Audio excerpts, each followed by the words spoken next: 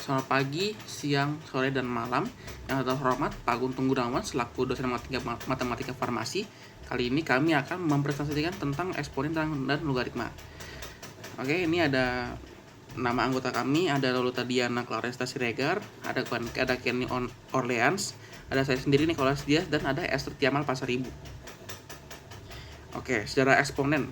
Pada tahun 1596 hingga 1650, eksponen ditemukan oleh René Descartes.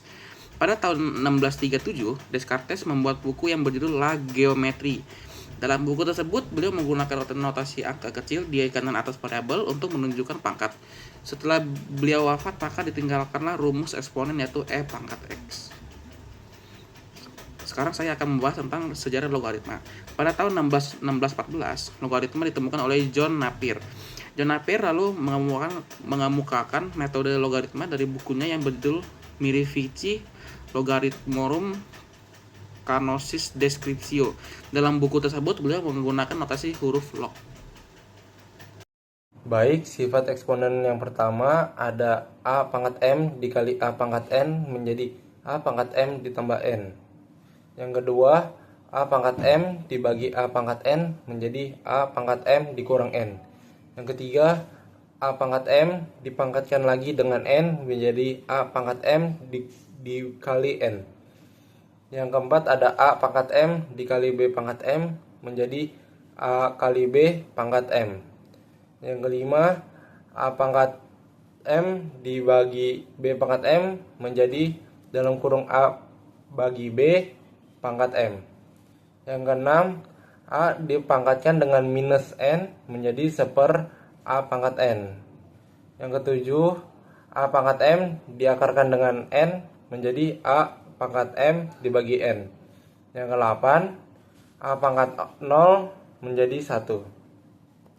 Selanjutnya, sifat logaritma yang pertama ada A log B dikali C menjadi A log B ditambah A log C.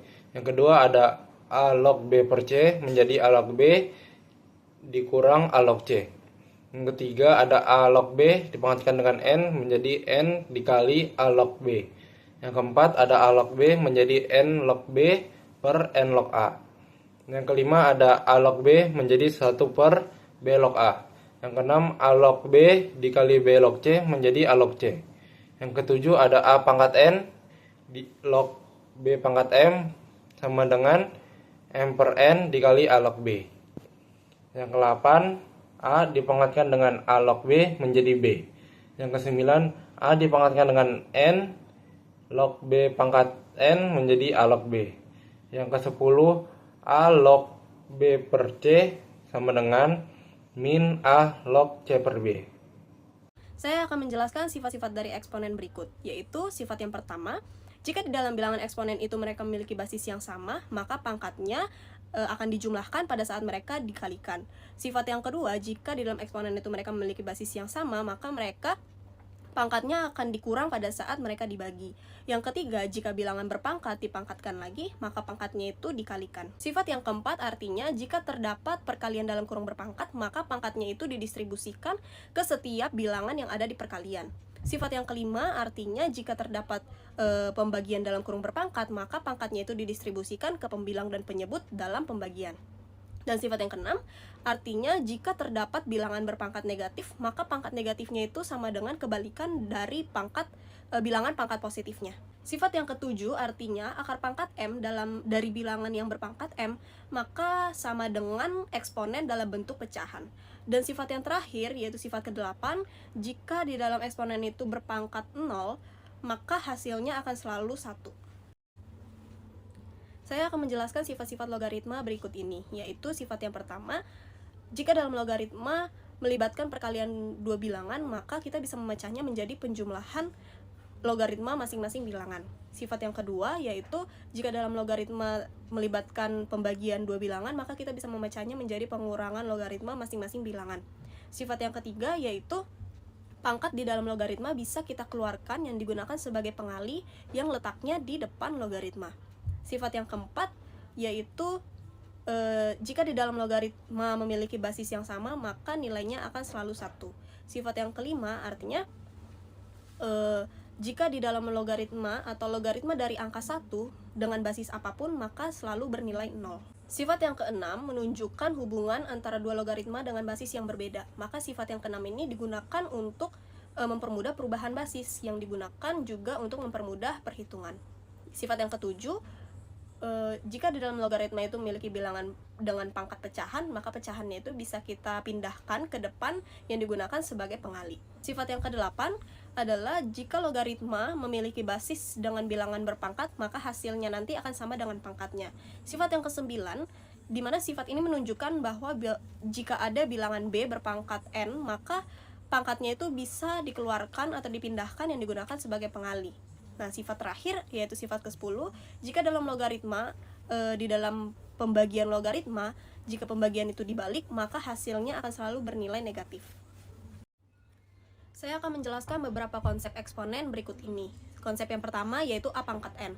A adalah bilangan berpangkat dan N adalah pangkatnya. Contohnya, A adalah 2 dan N adalah 3, maka disebut sebagai 2 pangkat 3 atau hasilnya adalah 8. Konsep yang kedua adalah eksponen 0, di mana basis yang bereksponen atau berpangkat 0 maka hasilnya akan selalu 1. Contohnya 4 pangkat 0, hasilnya adalah 1. Yang ketiga, pangkat berkurang. Konsep ini biasanya digunakan dalam pembagian yang berbasis sama, di mana jika memiliki basis yang sama, pangkatnya akan dikurangi. Contohnya, 4 pangkat 6 dibagi 4 pangkat 5, maka hasilnya adalah 4 pangkat 1 atau 4, karena 6 dikurang dengan 5. Konsep yang keempat adalah pangkat negatif. Jika suatu bilangan memiliki pangkat yang negatif, maka jika ingin diubah ke dalam pecahan, pangkatnya itu akan berubah menjadi positif. Contohnya, 2 pangkat min 6. Jika ingin diubah ke dalam pecahan, maka min 6-nya itu akan berubah menjadi positif, menjadi 1/2 pangkat positif 6. Konsep yang kelima yaitu pangkat penjumlahan, dimana jika suatu bilangan sama namun memiliki pangkat yang berbeda, maka pangkatnya itu akan ditambah. Contohnya, 4 pangkat 4 ditambah 4 pangkat 2, maka hasilnya adalah 4 pangkat 6, karena 4 ditambah dengan 2. Konsep yang terakhir adalah pangkat perkalian. Jika dalam suatu bilangan berpangkat, lalu dipangkatkan lagi, maka pangkatnya itu akan dikalikan. Contohnya, 2 pangkat 2 dalam tutup kurung dipangkat dengan 3, maka 2 dan 3 itu dikali menjadi 2 pangkat 6. Selanjutnya, eksponen memiliki peran penting dalam bidang farmasi. Yang pertama itu dalam farmakokinetika, dia berfungsi sebagai eliminasi obat, di mana digunakan untuk menggambarkan proses eliminasi obat. Model eksponensial sering digunakan untuk menggambarkan penurunan konsentrasi obat dalam darah seiring waktu. Yang kedua itu dalam respons dosis. Dia itu memiliki fungsi terhadap dosis yang seringkali mengikuti kurva eksponensial. Model eksponensial dapat digunakan untuk menggambarkan hubungan antara dosis obat dan respon biologis. Yang ketiga itu dalam stabilitas. Data stabilitas obat termasuk peluruhan kimia sering mengikuti model eksponensial. Misalnya, peluruhan zat aktif dalam formulasi farmasi mengikuti hukum peluruhan eksponensial. Logaritma memiliki peran penting dalam bidang farmasi, di mana yang pertama untuk penentuan pH. Logaritma digunakan dalam perhitungan pH untuk mengubah skala konsentrasi ion hidrogen yang sangat bervariasi menjadi skala yang lebih mudah dipahami. Fungsi logaritma yang kedua itu digunakan untuk perhitungan pOH dan dalam konsep kesetimbangan asam basa dalam kimia. Yang kedua merupakan waktu paruh. Logaritma digunakan dalam menentukan waktu paruh suatu zat. Data konsentrasi sering di-log transformasi untuk menyederhanakan analisis. Yang ketiga merupakan analisis data untuk menginterpretasikan data farmakokinetika yang sering mengikuti kurva eksponensial. Data tersebut biasanya ditransformasi menggunakan logaritma. Transformasi ini membantu dalam analisis dan pemahaman pola data. Yang keempat merupakan interpretasi data, di mana logaritma dalam interpretasi data ini digunakan untuk meratakan skala dan dosis yang sangat bervariasi, sehingga lebih mudah untuk mengidentifikasi titik-titik penting.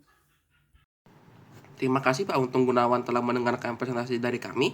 Mohon maaf apabila ada kesalahan dalam perkataan kami. Sekian dan terima kasih.